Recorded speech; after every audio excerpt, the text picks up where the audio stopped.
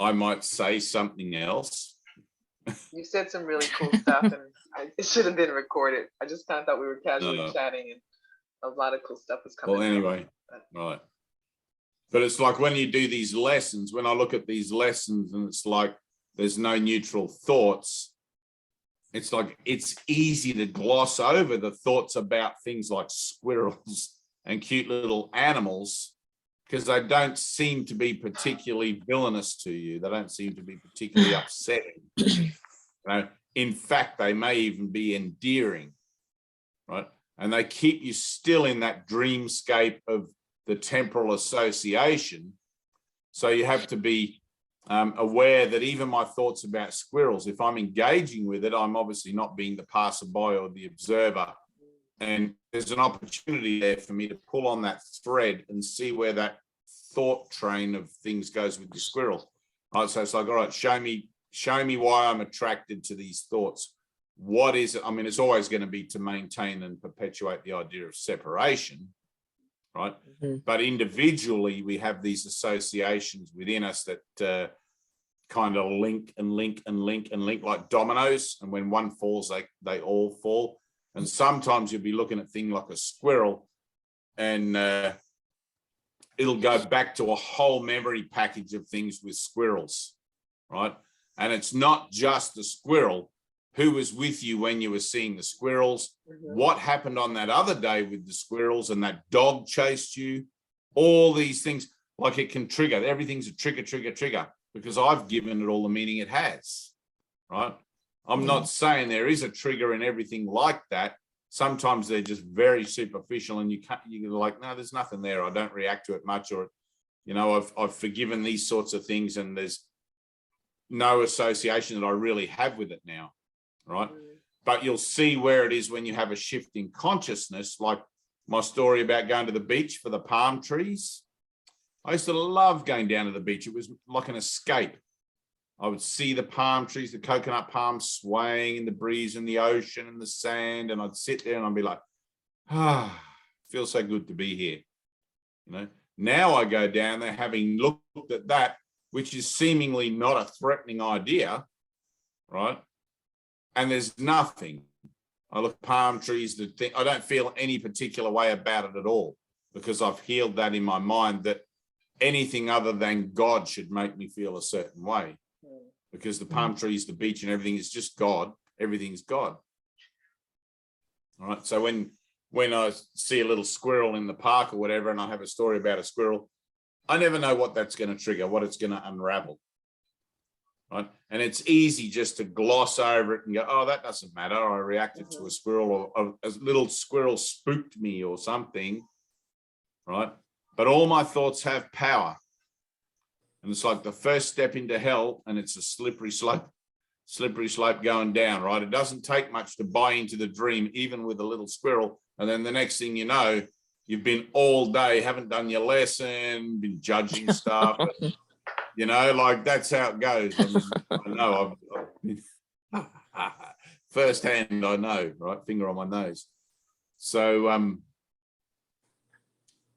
when you read that lesson, it says there are no neutral thoughts, right? The thoughts that you think are innocuous, or is innocuous means not harmful, or is that the opposite? I can't remember. I don't know. I have to look it up anyway. I will look it up. The thoughts you think that you think are pretty harmless. There's no such thing as a harmless thought. Okay, they all represent denial. The place I'm trying to find in my mind is that no thought place, like in Buddhism, they have no mind or whatever. So in this, I'm trying to find that no thoughts moment, right? The holy instant where I'm sitting in my meditative practice, my meditative effort, and all of a sudden, no thoughts interfere with my silence, right? Not even a little thought about a cute, fluffy little squirrel. Right? And then boom, the light happens. Right now, you guys should be at a place now, Anna. Even though you've started the workbook again, you still should have some what would you call it? Shift energy, I guess, or some shift maturation in your mind, right? So it's like already, even though you're doing the lessons again because of a decision you've made to do that because of whatever, you've been in this for a while, and there's a point somewhere in your mind where all the accumulative little aha moments add up, and you're able to focus on those as an idea of accomplishment. Okay. That accomplishment, when you sit meditating, it sort of buoys you up, and it's like, no, I can do this, right? It's like, I've been doing this for a while. I've got these lessons. I'm just going to sit here and I'm going to do this lesson, and I'm going to find that stillness within and sit and listen and just be there in that place, right? Mm-hmm. That's where we're going with this. It doesn't take that you have to actually do the whole workbook perfectly to be able to enter into that silence. Okay. Yeah. You can do it without even the workbook. You can do it without even having heard of A Course in Miracles. People do all the time. They just go to like a meditation class, or maybe they sit at the beach and just have a random moment of silence, and boom, everything changes. But those kind of instances are pretty rare. Usually it takes a lot of determination and effort and all that sort of thing.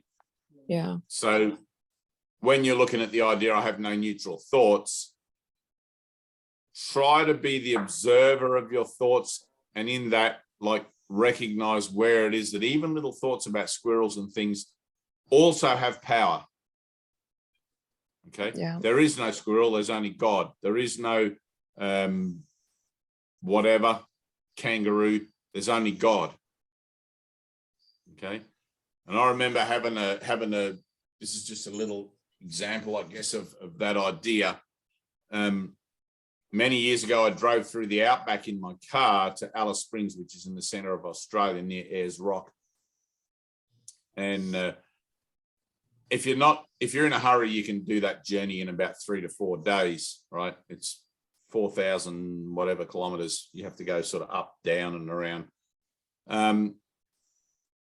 But I was not in a hurry. I took a couple of weeks to get there and everything like that. On the way, you see emus, which are like ostriches. I don't know if you have emus over there or ostriches, but they're massive. They're freaking, they tower over you. Like they're 9 feet tall. Like the body of them is the size of a huge, I don't even know what, they're just enormous. And they run really fast. Like they can outrun pretty much everything else. They're like ostriches. They just run at this incredible rate of speed. And when you see them in the outback, like in big flocks of them, like 30, 40, 50 together, they just run, and they're kind of majestic. They look beautiful. They're like, wow, look at all those emus, right? And I had a moment where I was doing my lessons, and emus was one of the things. This is like years ago when I was living in Byron Bay. And I looked at the idea of things that I thought were good, things that I thought were amazing about my dream. And my memories of traveling through the outback were pretty amazing, because a lot of weird shit happened out there. I met Aboriginal people who were like living like cavemen still, and also scorpions, like 1 million scorpions on the ground. I got out at this petrol station. They were just everywhere because there'd been a light shower of rain, first time for the whole year. And the scorpions come out and soak up whatever moisture they can get. But there was thousands of them. And then these emus. And I sat in Dryden Street in my little room. We had these student rooms, and I had a bed and a cupboard and whatever, and then a door and a window, and there was like 7 or 8 of those. And everybody went for dinner, and I remember sitting there. I don't remember if this was the same story. It's a bit vague now, but I remember I was sitting there at one point looking at things that I thought were good in the dream, because I realized that I'd only been dealing with things that I thought were upsetting, rather than dealing with things as well that were luring me into what I thought how cool a dream was, right? How cool the illusion is, which is only at the offset of how crap it is. I can't have one without the other, right? The yin yang. And I remember these emus running across the Nullarbor, and there was a willy going past, which is like a mini tornado. And like the whole scene, it's like something out of the Wild Wild West. And I sat with it for a second, and I saw these emus running in my mind. And then I had this horrific memory, right, of my childhood when my parents took me to a wildlife park in Beenleigh, which is a sort of country area. It's hard to explain if you don't know Australia, but anyway, it's a suburban, but it's like a big suburban zoo area, right? So we went to Bullen's Lion Safari, and there's an area where there's some animals that you can pat and feed and whatever, and then there's lions and tigers. You can't go in there. You have to go in your car with your windows up. And an emu, I had a bag of bread bits, like they toast it and they cut them up into thing and they sell it for like $1, and you can feed the goats and you can feed the whatever. This emu came up. I was about probably 8 or 9 years old, and it was pecking its head, taking all the bread out of my bag, and I could see that it wouldn't be long before the bag was empty because the emu was just like eating all of it. And I tried to pull it away. I tried to pull this bag of breadcrumbs away from this massive emu, right? This huge freaking emu, and its neck was bent down trying to get right into the bag, and there's breadcrumbs going everywhere. And I ran away with my breadcrumbs, right, which was the stupidest thing I could do. And this emu's chasing me like this, like running like a goddamn fucking thing right behind me, right behind me. And I've got my breadcrumbs, and I have this whole memory of me screaming, terrified.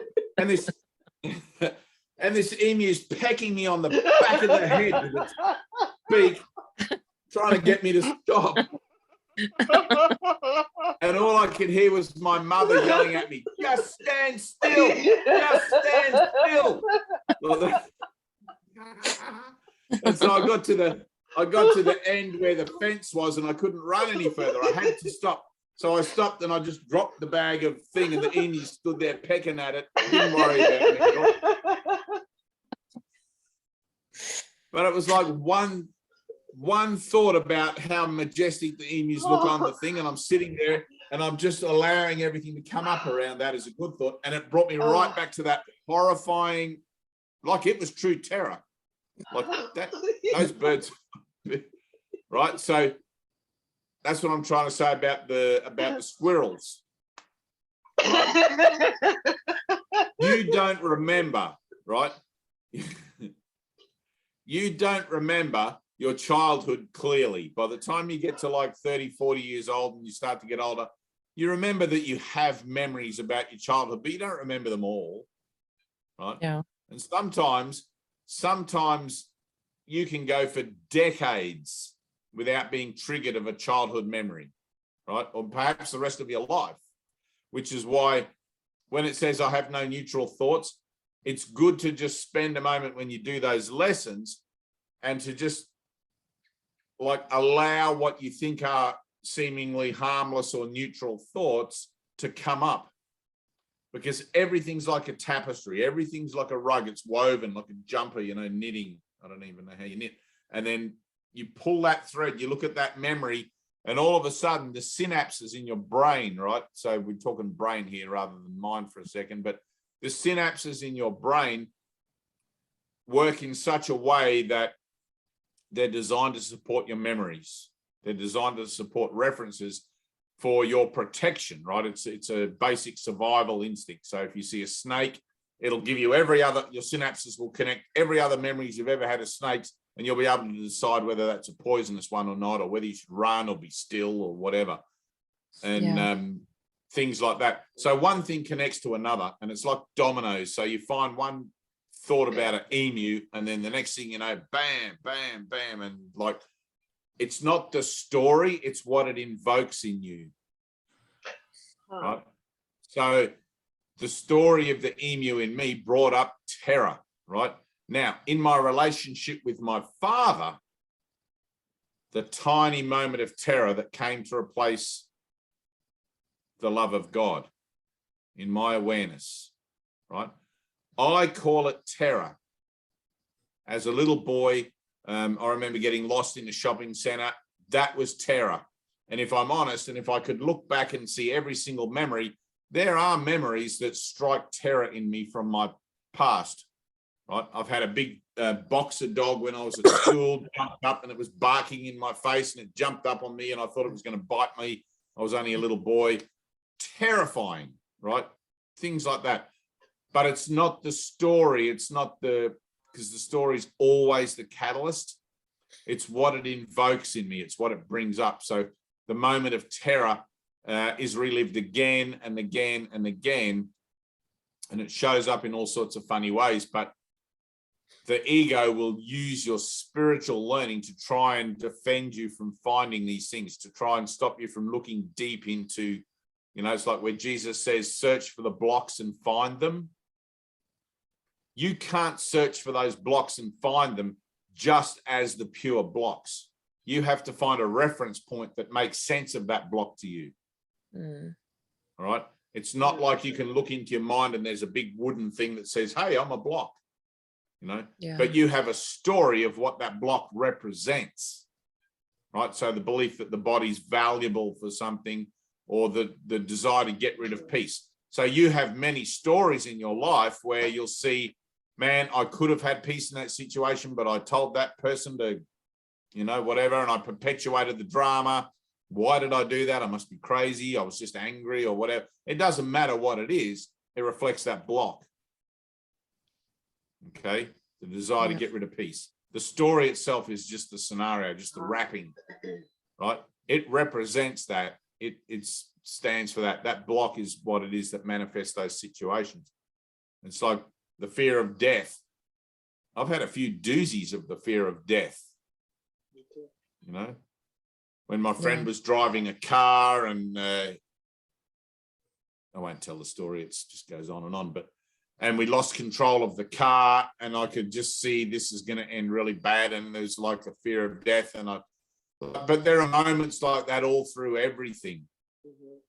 That car, perhaps, maybe I see a car similar in the street today, and it triggers that memory reflection in me of that time when that fear of death, So it's like there's no neutral thoughts.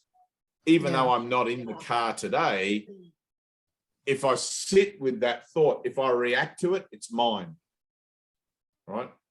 If it triggers me, if I react to it, good or bad, I got to own it. It's like, wow. And the hardest ones to own are the ones that seem to be nothing. They seem to be just like, it doesn't have any meaning. It doesn't mean anything to me. But it's like you wouldn't react to it unless it means something to you, right? Because nobody reacts to things that doesn't mean anything, right? You can only react to the meaning you've given it because you're only looking at it in your own mind, even though it seems to be outside of yourself. So you see a squirrel in the park, you're not reacting to the squirrel, you're reacting to a story in your head about a squirrel, a thought in your mind about a squirrel. It's not the squirrel itself you're reacting to. You're perpetuating a scenario that maintains your belief in the illusion of separation from God. Right? It seems to be fairly meaningless. Oh, it's just a little squirrel. It's just a little squirrel. But that little squirrel connects to everything. Right? That grain of sand on the beach connects to everything because everything's one thing. Right? That little squirrel lives in a tree. That tree grows outside your window. That window, your friend put it in for you, and that window's been broken by kids playing cricket in the street or something, accidents, and you had to call someone. And the story goes on. It's like the butterfly effect, right? It goes on and on and on and on. So when you're walking around during the day and something goes, whoop, jumps out like a little squirrel and you react to it and you let it go, right? It's like, you can let it go with the concept, oh, it's just a squirrel, I don't have to give it any meaning. But if you want to use it, like if you look at it and you can say, let me sit with this idea for a second of this squirrel. Why did I react to it? It seems to be just a thing, but it's just a catalyst for the reaction that perpetuates my belief in the cause and effect relationship of me versus the squirrel, right? It keeps me in the drama, keeps me in the dream. Next time I go to the park, I'm going to be looking out for the squirrels, right?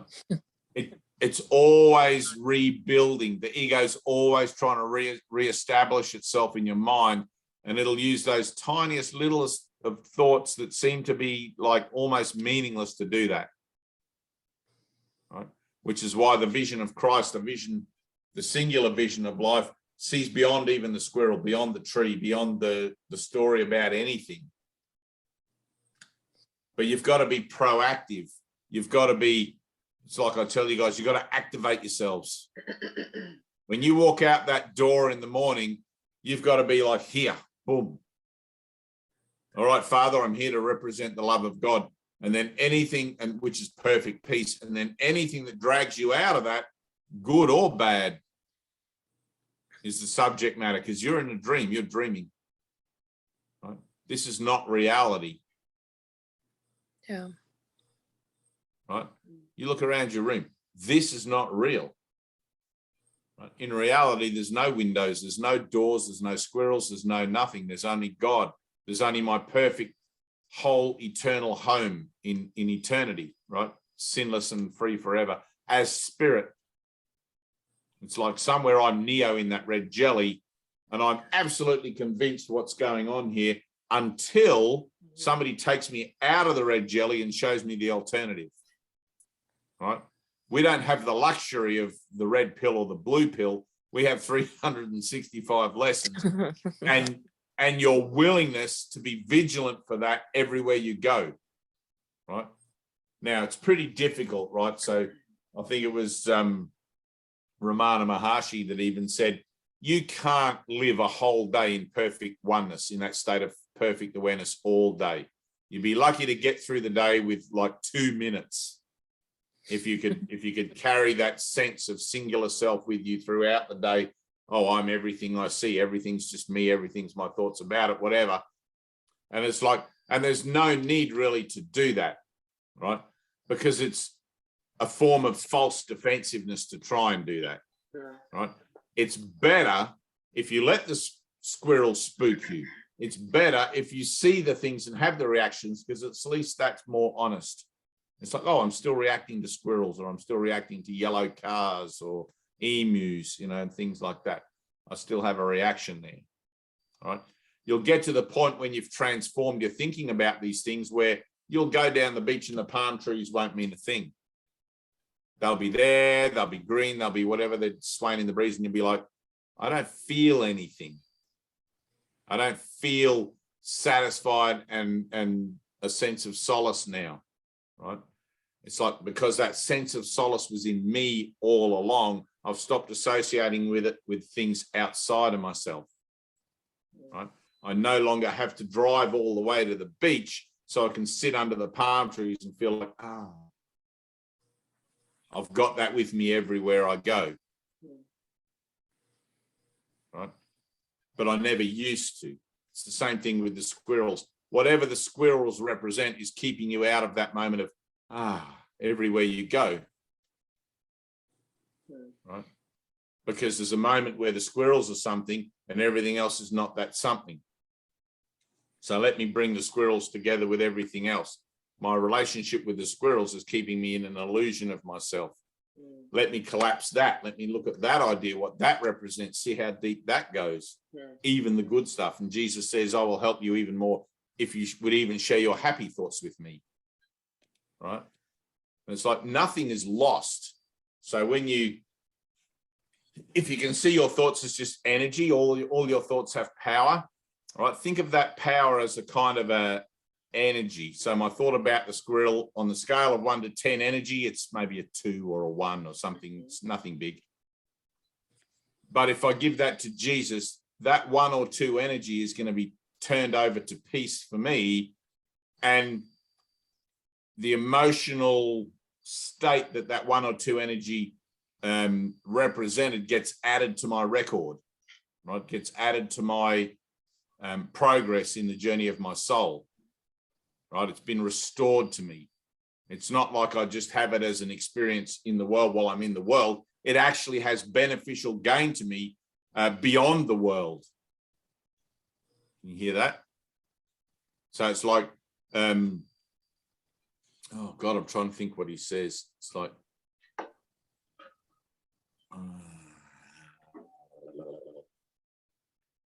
there's a biblical teaching for this. It's really cool. Oh my God, I'm going to have to go and find it now. I've got my Got my little New Testament Bible? here, but yeah, the Bible. Yeah, that's my Bible there. But what is it? It's like what you free on earth is freed up in heaven, right? What you bind on earth is bound in heaven. All of that sort of thing. So whilst I free it up on earth, whilst I free my mind from the reaction and whatever to it and being the victim of it over and over and over, it seems to benefit me here on earth because I'm no longer afraid of it, or I no longer react to it, and I'm just able to carry on with my day without being distracted all day. But it also, I release that in heaven, and it allows the journey of my soul to become more fulfilled, right? Now, one of the things that Jesus said to Helen when she was writing the book, when she was doing the dictation and everything like that, I forget the specifics of the situation, but they were talking about her in a very personal way. And she must have asked a question, I think, of like, how am I going in my own progress? You know, I'm doing all this dictation for the world and for other people, and this will become something, whatever. But what about me personally? How am I tallying up or whatever? And Jesus said, you've been weighed in the balance and found wanting, right? You've been weighed in the balance and found wanting, which means you've still got more work to do, right? That's not a bad thing or a scary thing seeing that, but it's like, if you can imagine going to the bardo, like the when you lay your body down and there's this whole transition in this idea of reincarnation, you get to this certain point, right? And there's like all these, you guys have a welfare office over there? Yeah. Where people go and they look at your file. That's how I see it in my mind. It's like there's this, have you ever seen that movie Heaven Can Wait with Meryl Streep? It's not, is it Meryl Streep? Yeah. Meryl Streep and Albert something. Whatever his name. And Yeah, they get assessed. They all die in the bus crash, and then they go up to not to heaven, but they go to what's halfway, purgatory or whatever it is, where whatever that is. Yeah. They get assessed.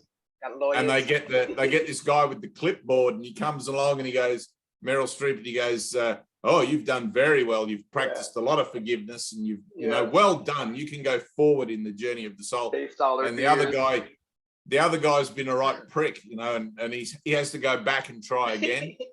So, and he's like, I've been doing my best. Yeah, I know, but because all these excuses. I know, it's funny. So so in the idea of you've been weighed in the balance, that's exactly what that is, right? Ooh. So when you're looking at your own process on earth, it's like, I don't know where I'm at in the balance of anything. It's like, I really don't know, but I'm confident and happy and secure in the idea that I've had so many shifts in consciousness, or I seem to have, that I must have made some progress, surely, right? I've been applying, this is me, right? So I've been applying these lessons. I've been forgiving, whatever. I must have made some progress, because on earth, I feel fairly liberated. I feel quite happy about things, and there's not much that shows up in the day now that disturbs my peace of mind or draws me out of my sense of self too much or anything like that. I'm able to come back to it again and again and again. And even though Ramana Maharshi said you can only carry it with you for 2 minutes or something like that, I feel like I carry it with me for a fair chunk of the day now, like that sense of self. But I'm also aware that there are periods during the day, like at lunchtime or whatever, or if I get caught talking to someone at work, you know, like an hour or two can go by, and then all of a sudden something will go boop, and then I'll put my finger back on my nose and I'm back. Here I am, Father, you know. But so I'm hoping weighed in the balances, perhaps I've made some improvement. Wow. I can imagine her asking that question after doing all that work, and then, you know, or seemingly doing all of that, and to hear that. Well, it's funny. I had the thought today, what if I haven't made any difference to my balance? You know, like, what if I've been doing all this for 25 years and nothing's changed? I've just been going, like, 25 years on earth is just a fucking pinch, you know, like hardly anything. Like Jesus says, what's 10,000 years, for they have come. It's like, really, does 25 years count? Do they even see that in the balance? Like, is it anything? And it's just like, but then what's the alternative? Exactly. Go it's back that to walk being in Chicago. It's that cold walk. Like, right. all I can do is take a step. So, but it gets easier. You just got to keep going, Arnie. You just got to keep going. Do those lessons. Keep going. Keep going.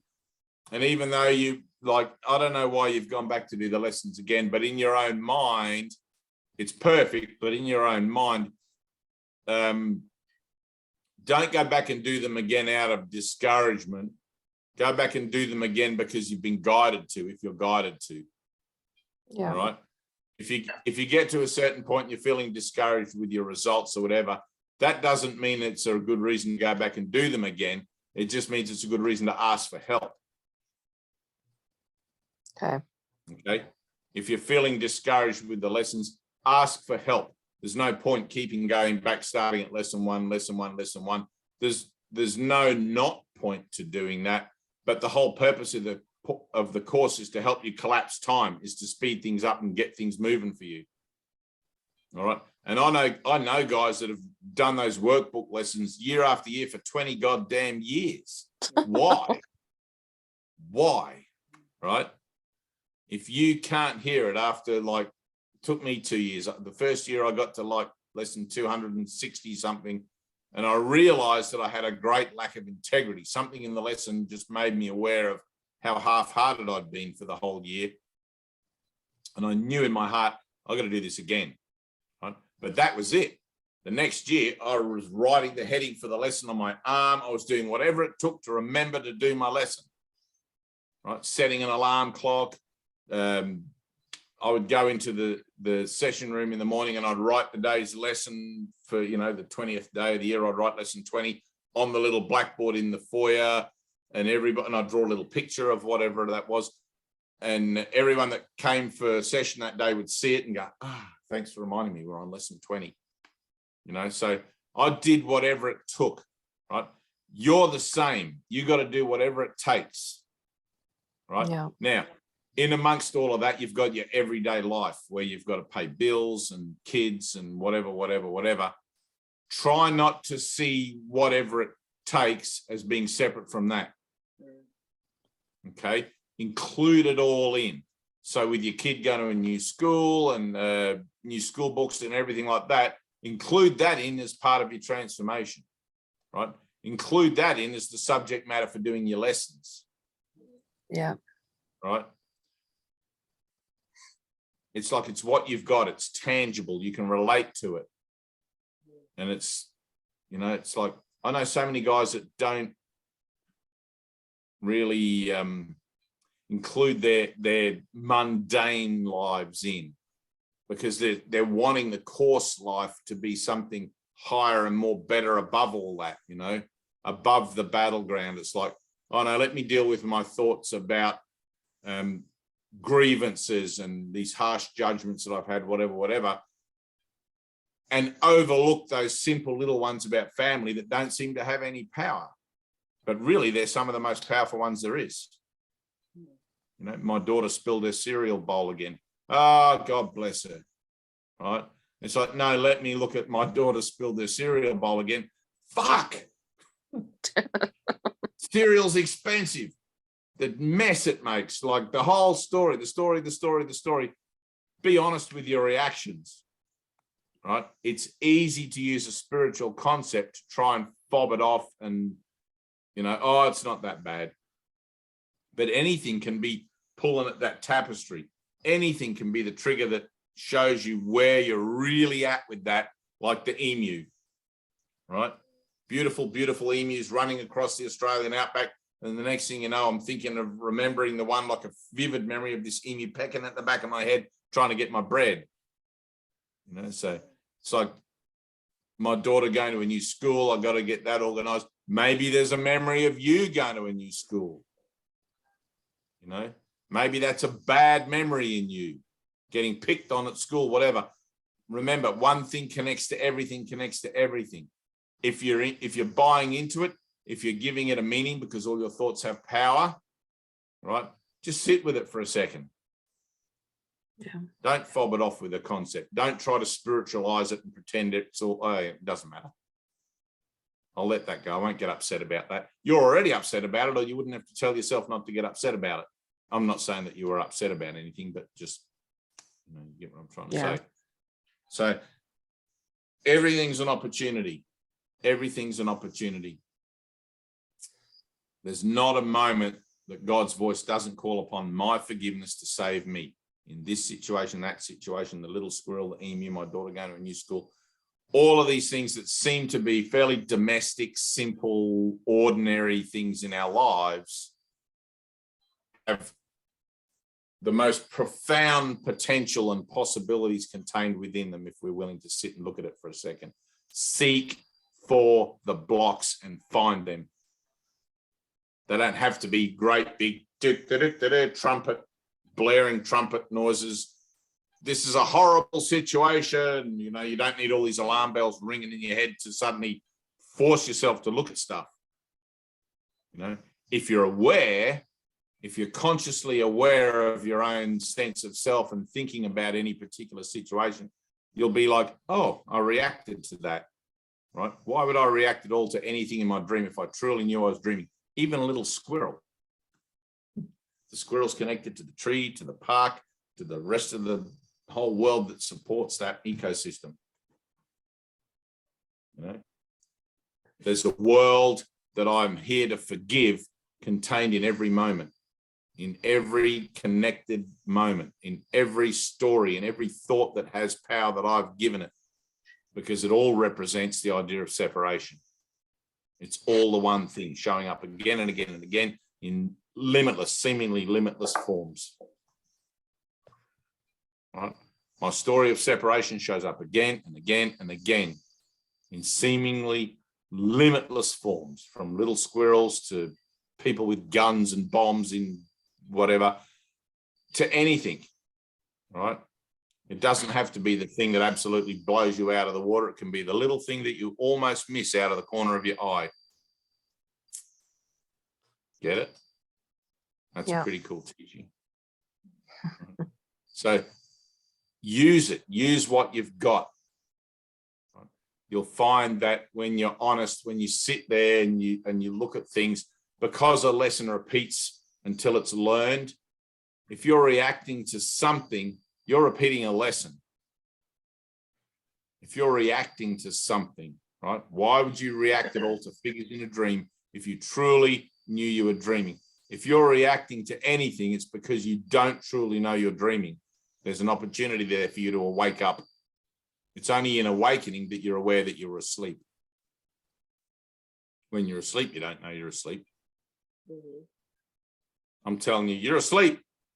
And you're going, Jesus is telling me I'm already awake. What do you mean I'm asleep? I'm saying you're asleep because you're interacting with a figure in your dream as if it was real. That's what being asleep is, right? There's nothing going on here other than awakening from a dream. That's all. When you react to the figures in your dream as if they were real, you're asleep. There's mind asleep, mind awake, right? When you are the dreamer of your dream, and those figures in your dream no longer cause you to react to them, you're awake. You see that? Pretty cool, isn't it? Yeah. But it gives you more work to do. It gives you a greater insight into the nature and the depth of the work that is before you, or the journey ahead, if you like. Right? You're never going to look at a little squirrel in the same way and go, wow, what is this squirrel connected to? I see I've reacted. Let me just sit still for a second with that reaction. It's not about the squirrel. It's the reaction. I'm reacting to something in my dream as if it was real. I've got a story about it. I've got a whole history with squirrels. I've got a whole thing going on there. Down the rabbit hole you go. It's like, holy cow! I was no reaction though, Dave. Like you just told some stories, and every story that you told, like my mind went, oh yeah, I remember when that happened with me. And, oh right, yeah, exactly. But it wasn't any reaction, I don't think. But I mean, it still perpetuates the fact that I feel like there's a past that was real. I don't know. I mean, there was not, I didn't feel any like. So, Tina, do you remember when that airplane crashed into your house? Yes or no? No. Right, because it never happened. Yeah. Right. So you're not, you wouldn't react to it if I said to you, hey, Tina, tell me that story about the airplane that crashed into your house. You'd be like, I don't have a story of an airplane crashing. But I want to tell you what I do have. I had a story in my mind when you said that. I remember a movie where that happened. And, you know, that immediately happened. Like, I remember a really cool movie, Dave. Oh, man. You know? Well, it's so going to, all right, I'll try another one. Do you remember the time you were following that circus elephant and it did a shit and you ate the shit when you were very little? Right? No. It never happened, right? So right. if you're in a crowd of people and they're telling the story of how cute little Tina, she was 2 years old and she ate elephant shit, you'll be like, that never happened. Right? You don't have an association with it in your mind other than just to know for a fact that it never actually happened. Right. Right. Okay. I'm telling you the dream in its entirety never actually happened, but you have an association with it that's trying to convince you that it's still happening now. Right? Now, in your story, you're going to have specific associations, specific things. I mean, I wouldn't have ever guessed you to come up with a story about an airplane crashing. Like, that's what I mean. Anyway, I mean, it doesn't matter if there's no trigger, though, right? I mean, because right, my mind goes to things. But you'll notice it because you react to it, right? Rather than being the observer and the passerby, you're interacting with it, and you're going, "Oh, I remember a story about an airplane that, you know, it didn't happen to me, but." You've automatically got a story going on, right? That story is part of your validation process. That's what I mean. Validating the dream, right? Exactly. Okay. Right, but when it's healed in you, you won't even have that story, right? When it's healed in you, you'll be like, I don't relate to that at all, right? Yeah. Let the figures in their dreams say whatever they want. Let them be as crazy as they want. You won't even react to them because you won't have an association with it. That's what I meant. I mean, the fact that my mind goes to those things is still trying to justify this dream. Okay, I just was, okay. Yeah. All right, so it's still, that's to be looked at. Well, you know, like what we're talking about. Let's look at everything. Let's question everything. Right, it's like Buddha. Raise everything to doubt. Raise everything to question. Even the stuff you think is harmless. Right? It's like all of a sudden my country says, we're going to war. Here's a gun. Here's a uniform. Here's everything else. We're going to teach you how to march. Marching might seem fairly harmless on the surface, but it represents actually having to go and shoot people and maybe get shot yourself. Right? So it's like, whilst you might seem to be fairly safe on the parade ground, marching up and down, practicing your marching, there's a point in that where if you follow that thread, you can see that your best interests are not really going to be served by doing that. It's going to put you into direct conflict with the ideas of preservation and all sorts of stuff. And then you can look at the fear around that and everything else, right? That it will lead you to a deeper point, to a more useful point. The little squirrel in the park, it'll lead you to a more useful point. What if it runs up my leg and bites me on the fanny? You know, it's like all of those sorts of things. There's a moment of perhaps terror.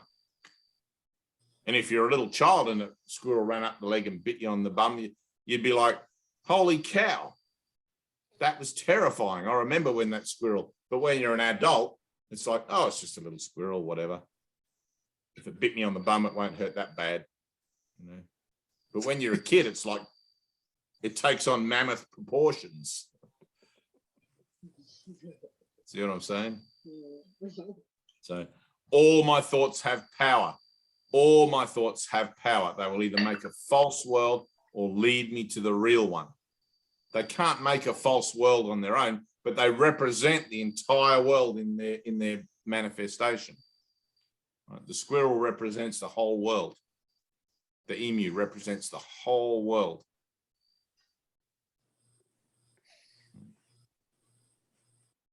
Emus are sons of bitches, I'll tell you that. Yeah. I have emu. Is it emu? Yeah, emu. I have emu oil. Oh, I have emu oil too. It's like a hot thing. You rub it on. Yeah. Yeah, so I just I don't think it's real. I don't think it's actually emu oil. It's not call made it of that. emu. Mine is. No, I don't think so. No, mine You is. made it? No, I bought it. So anyway, You there's thought an it was made association. out of boiled emus or something? It is. It's made out of them. No, it's not. Okay. Okay. I've got a big tin of it. It's orange, and if you get a bruise or an ache, you can rub it in, and it's like deep heat. You know, it's one of those things, and you can sort of that feels better. Okay. Emu oil. They said it's made from the emu. Anyway, I'm just looking at my association with it, like this guilt that comes up. So I'm just looking at that. There you go. See, you got an emu story as well. Exactly. That's Right. what I'm saying. Like there's always something, Right. and it's just I think it Right. was There's helpful. always something. So it's like stay on it. Stay on it. Don't just wait for the big things to slap you in the face so you have a grievance and whatever. It's like if you remember to do your lesson throughout the day, everything is useful. Everything is helpful. There's not a moment that God's voice doesn't cease to call on my forgiveness to save me. Even the little things. Anyway, I think that's it. Are you happy, Anna? Yeah. I'm good. Good. You're good. You feel okay with doing that lesson and all your other lessons?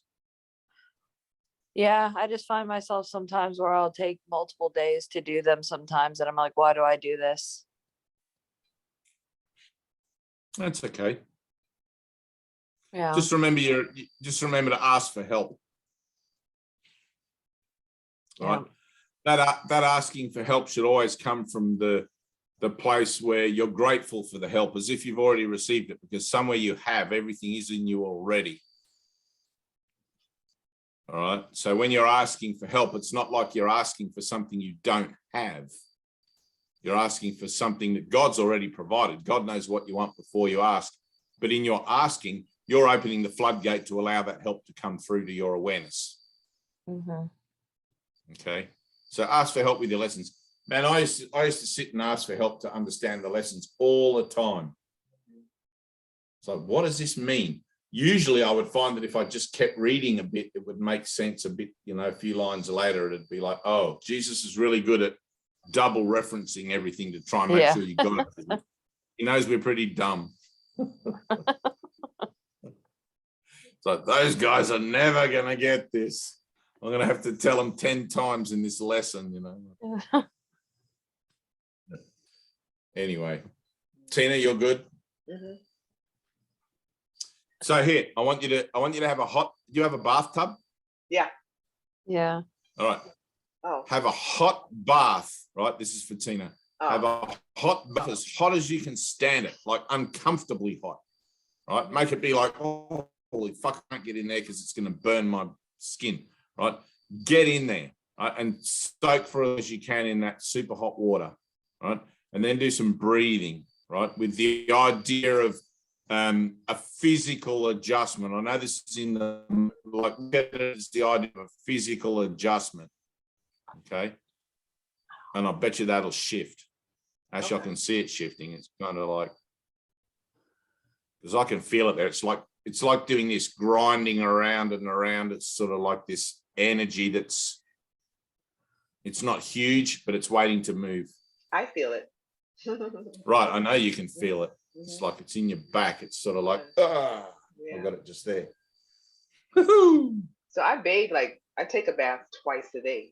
So but I'll take it with the intention of a healing, not just taking a bath. Because I take one. Yeah, well, let this be an uncomfortable bath.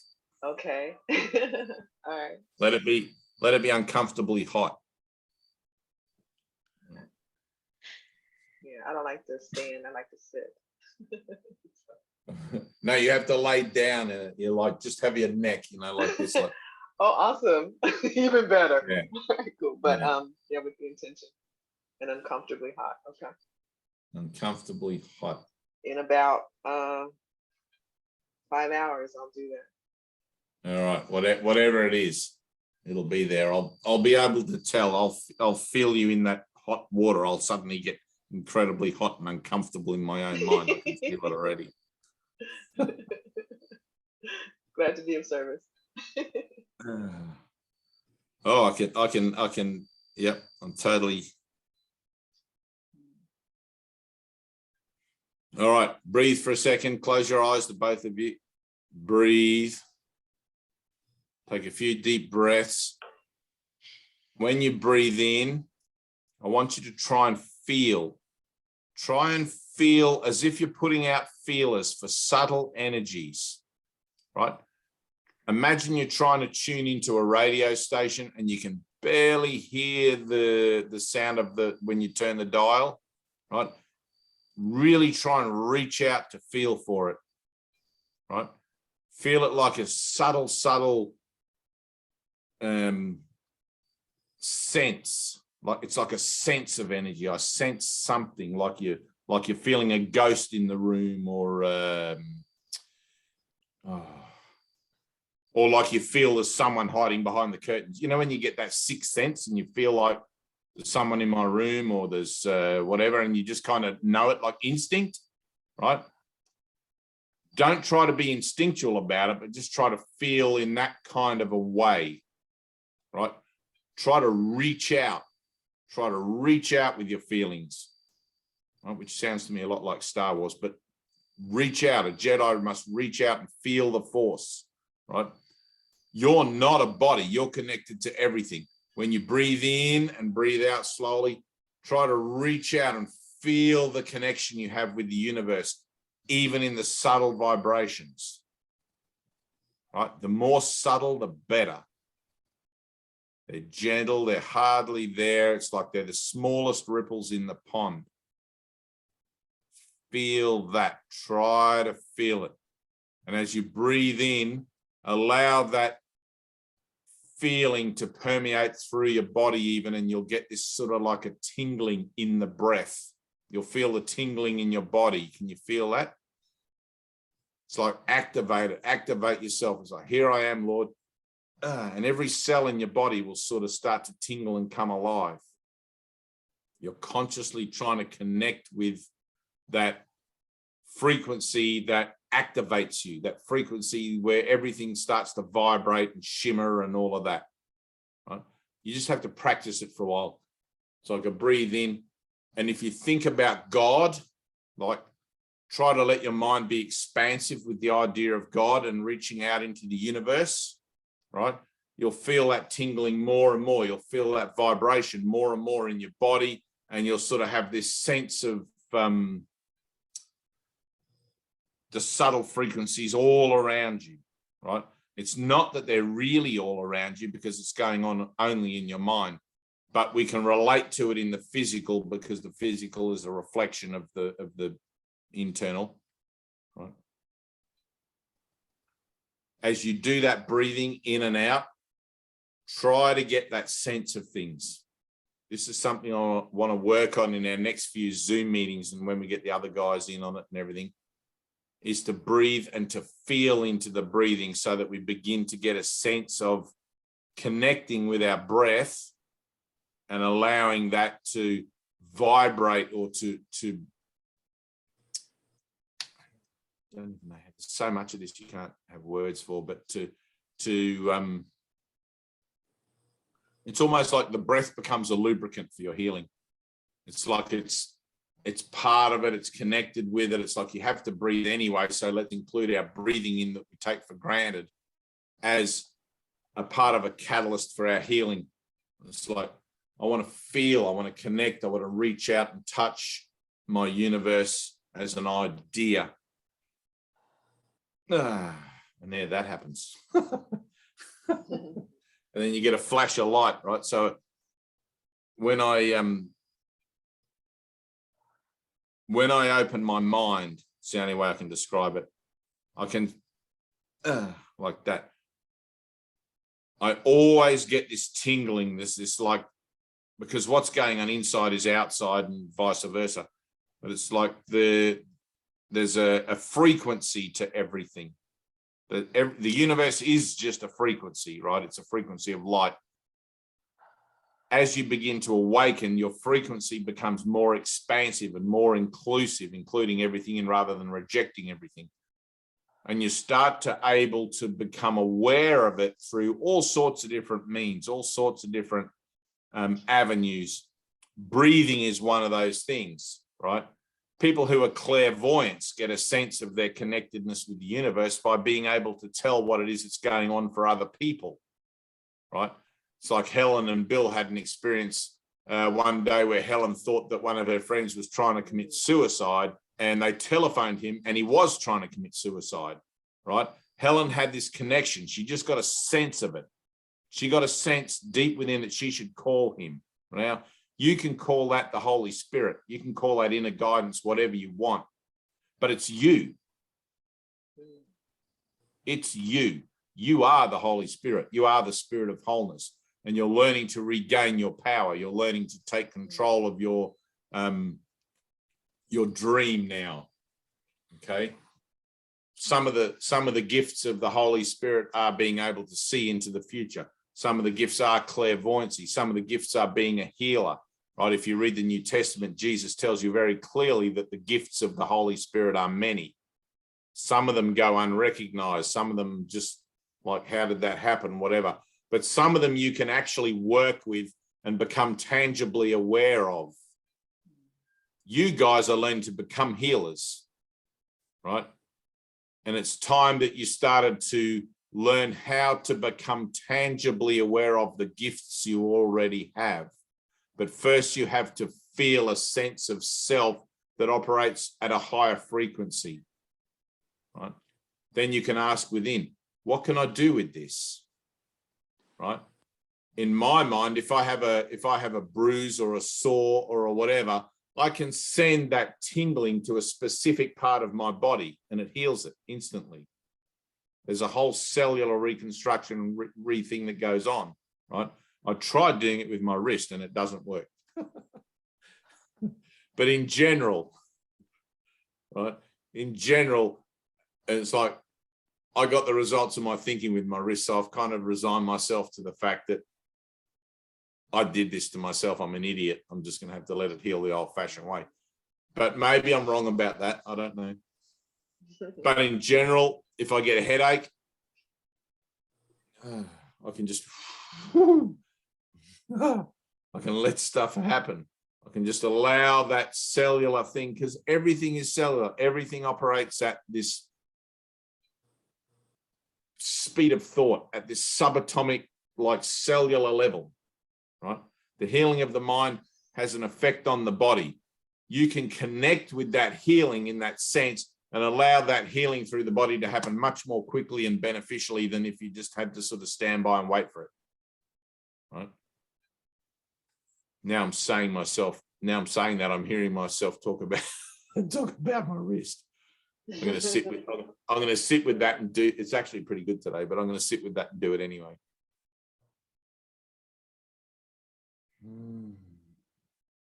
So close your eyes, breathe in through the nose, out through the top of your head. Think up, let everything be up.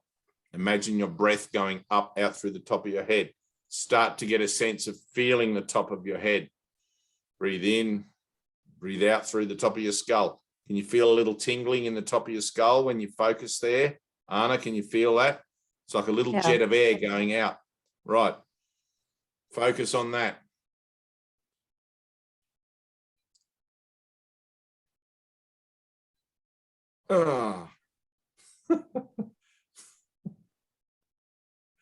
These are all like little beginning things.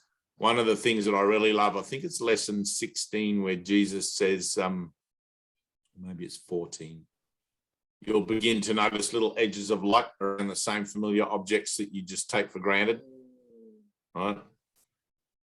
You begin to notice those things because you're consciously looking for them when he says that, right? You're beginning to notice those things because something in your mind is changing. And it's like, even though your ego is going to be trying to get you to not notice that, the fact that Jesus points it out, you go, oh yeah, I see that. I never noticed that before, right? It's the same with healing. It's the same with anything. Everything in this modality is healing. Everything. Seeing those little edges of light represents an idea of healing in your own mind. It's the healing of my mind that is now beginning to reassociate with the truth of things rather than the illusion of things, right? Because the truth is in everything I see. It's just not the image. It's just slightly beyond the image, right? Same thing in your own mind. My breath is not just my breath, right? It's an idea. It's an idea. It's thought that has power. Sure, if I don't have my breath, my body's going to expire.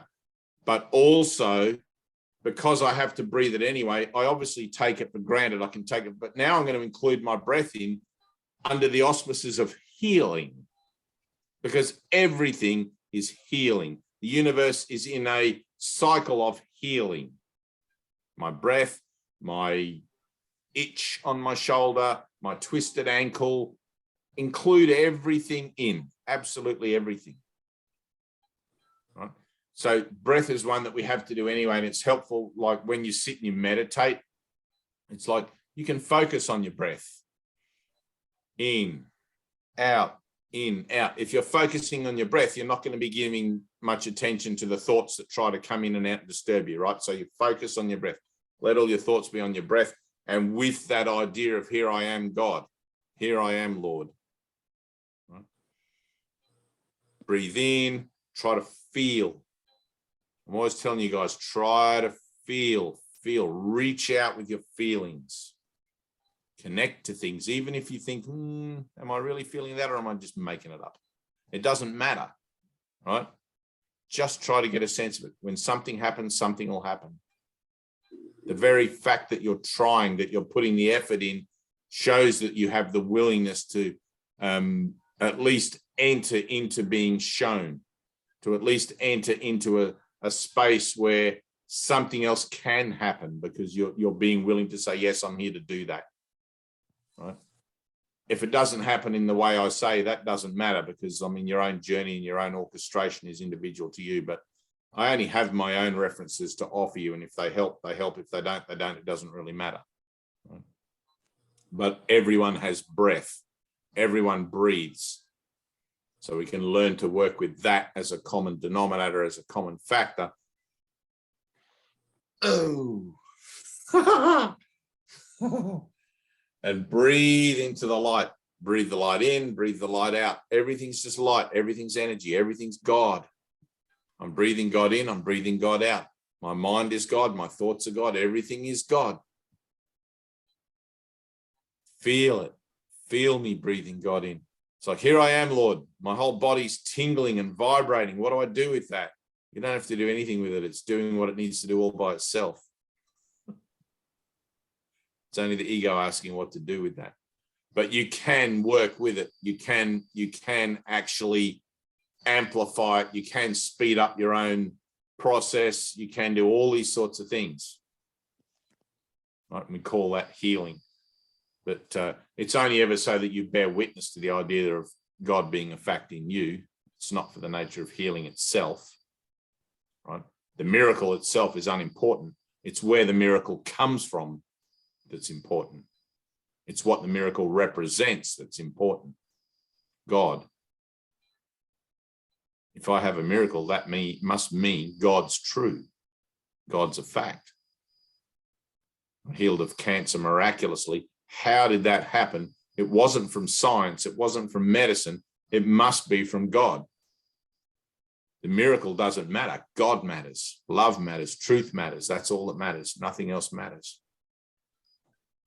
That's where I want to be in my mind 24/7. Only love matters. That's it. Cool. Thanks for joining. Where two or more are gathered, there I am in the midst of them. Keep going. One foot in front of the other, Anna. One lesson at a time. Just keep going. Just keep going. That's all you got to do. If you get stuck on lessons, whatever, ask for help. You don't have to go back and start it. If you do, you do. But if you don't have to. You can just keep going. Remember, you're learning to become dependent on God, not dependent on Anna. Yeah. Okay? You're learning to become dependent on God, even if that means like, I need to be dependent on God even to do my lessons. Yes, of course you do. Who doesn't? If you think you don't, you're crazy. How can you do a lesson that says there is no world and hope to understand it without experience?